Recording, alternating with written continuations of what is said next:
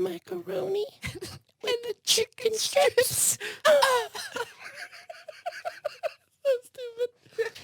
I want everybody to know I literally am holding Sammy at knife point. Like, I broke into his house to be like, "Stop on your fucking podcast, man!"